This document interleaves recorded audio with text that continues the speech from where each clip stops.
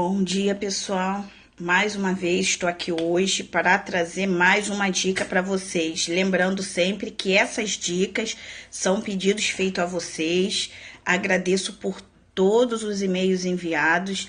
Tentarei gravar vídeos conforme os pedidos forem aparecendo em ordem cronológica dos envios e tentarei falar dos temas que estão sendo pedidos no e-mail, que no final repetirei para vocês.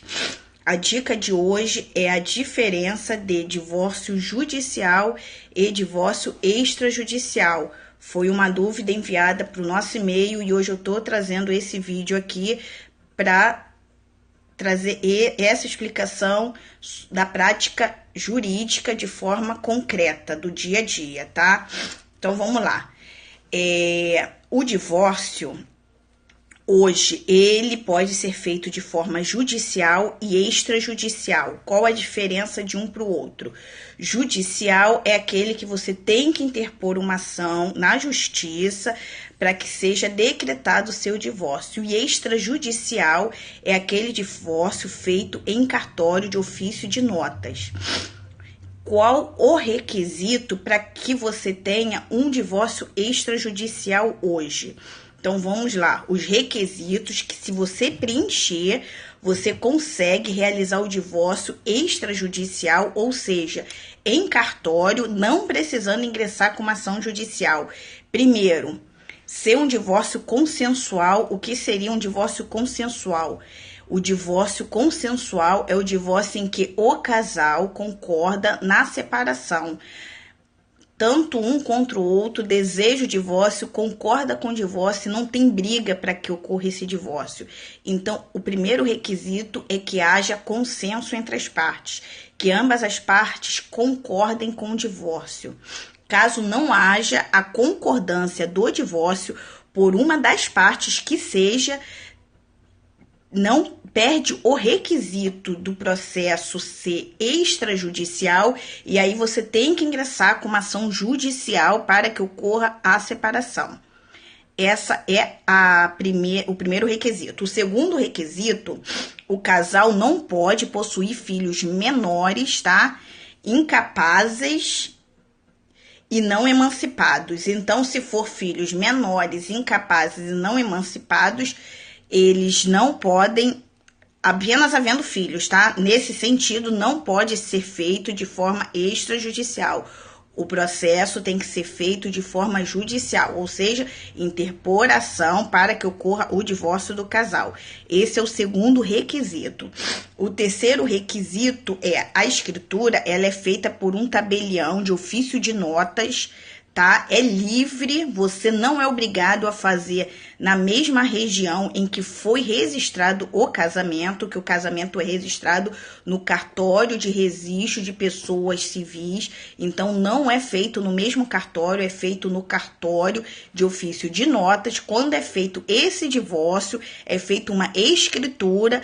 Com essa escritura, você vai lá aonde foi feito a averbação do seu casamento e você averba essa escritura e vai sair uma nova certidão escrito divorciado, tá? Então, esse é o terceiro requisito. Você não é obrigado a fazer no mesmo local ou na mesma região onde foi registrado o seu casamento. Pode ser feito até em estados diferentes, tá? A separação não há vínculo ao local e ao estado em que você celebrou o casamento, onde foi registrado o casamento.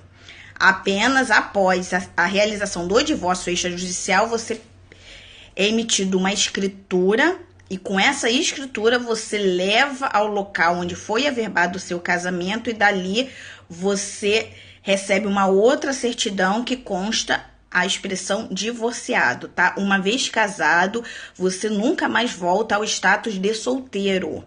Uma vez casado e se separando, o status que passa a constar na documentação é divorciado, tá bom? Essa é a explicação. E o quarto requisito, você sempre tem que estar acompanhado por um advogado particular ou um defensor público. Não dá para se fazer o divórcio extrajudicial sem que haja a presença de um advogado, tá? E aí, mediante isso, qual é a diferença, tá, na prática em relação a um ou outro? O divórcio extrajudicial é muito mais rápido. Ele leva a questão de semanas para sair, dependendo do cartório, porque tem que ser retirado umas certidões do casal. Após retirar essas certidões e isso enviado para o cartório, é questão de semanas para que seja feita a escritura e que o casal assine e saia o divórcio. Então, o extrajudicial acaba sendo muito mais rápido do que o próprio divórcio judicial, porque mesmo havendo o consenso entre o casal, mas havendo menor, o processo tem que ser judicial. E aí, infelizmente, o processo demora, porque depende de toda uma movimentação cartorária, o excesso de processos judiciais, e isso acaba fazendo com que o processo demore muito mais. Então, tendo a possibilidade de fazer extrajudicial, é a melhor forma para que o divórcio saia de forma rápida.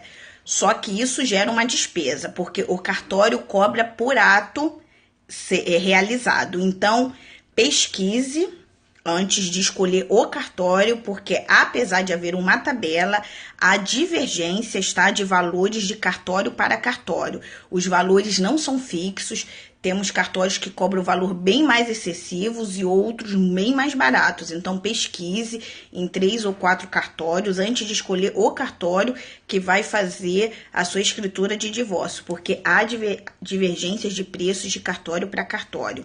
O que pode ser discutido e realizado nessa escritura de separação extrajudicial. O que o casal pode decidir?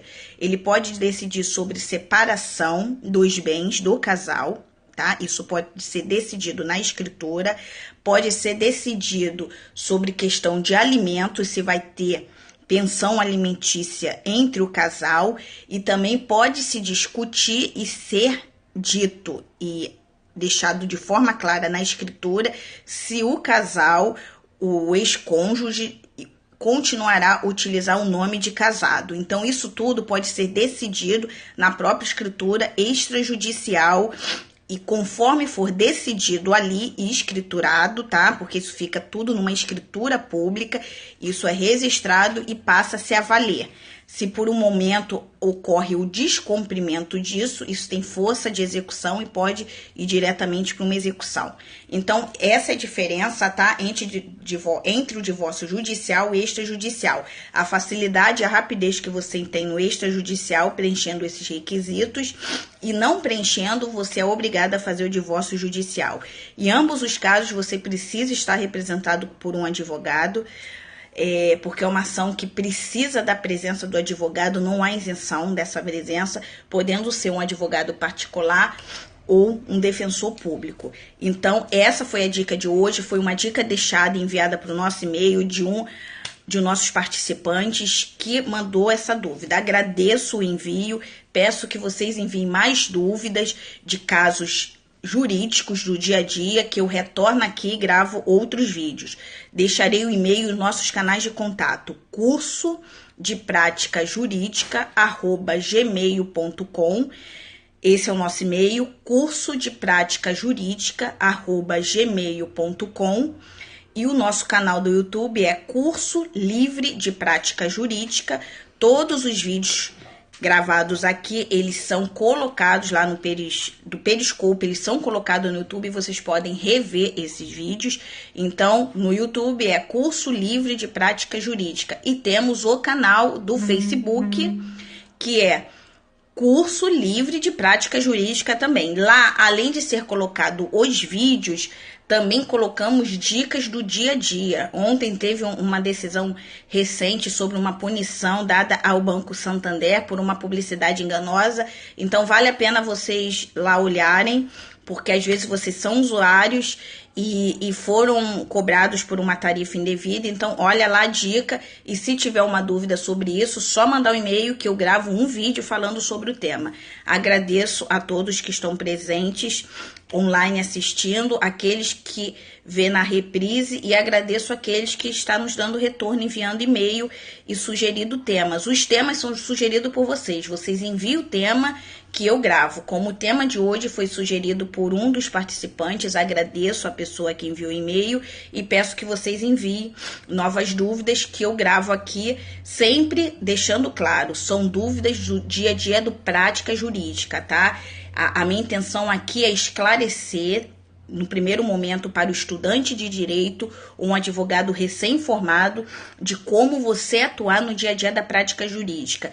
E é claro que o próprio leigo que não atua, que não é advogado, o vídeo também é interessante, porque eu tento falar de uma forma bem clara, sem usar termos técnicos, onde muitas das vezes o advogado fala e você, como pessoa leiga, acaba não entendendo o que o advogado fala.